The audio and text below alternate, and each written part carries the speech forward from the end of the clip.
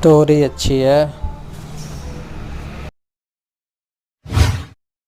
दुर्गा नदी के किनारे बसा एक गांव फूलपुर।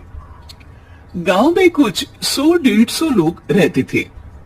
अंजलि, जो कि पास ही के जिले में रहती थी और 12वीं पास कर चुकी थी, उसके पिताजी ने बेटी को जल्दी विदा करने के लिए उसकी शादी फूलपुर गांव के मुकेश से करवा दी थी।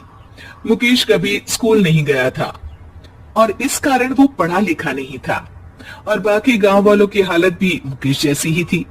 मुकेश के घर में उसके माता पिता भी रहते थे। सासू माँ, मैं बाहर मंदिर तक जा रही हूँ, आधे घंटे में आ जाऊंगी। अरे अभी कहीं जाने की जरूरत नहीं है, चुपचाप जाके रसोई में रात के खाने की तैयारी करो। और ये घूंघट क्यों हटा लिया है तुमने? क्या पता नहीं कि इस गांव में औरतें बिना घूंघट के नहीं रहती?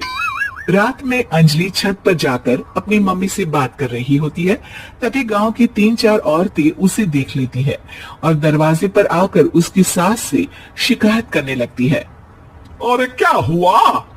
अरे छत पे तो देखो, आपकी बहू मटक मटक के किसी से फोन पर बात कर रही है, दिन भर फोन पे लगी रहती है।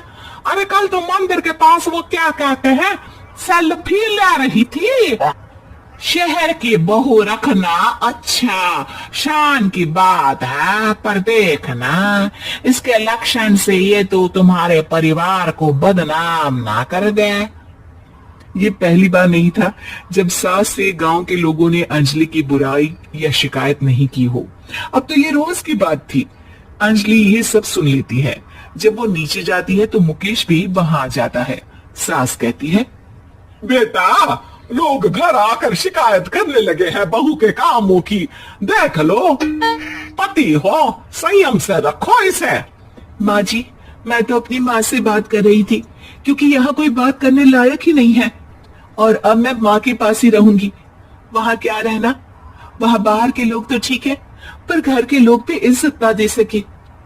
अरे नहीं नहीं अंजलि, ऐसा नहीं है, धीरे धीरे सब ठीक हो जाएगा, तुम फिक्र ना करो। अरे बस कुछ बोलना ही नहीं है, सर पे चढ़ा रखा है बहू को।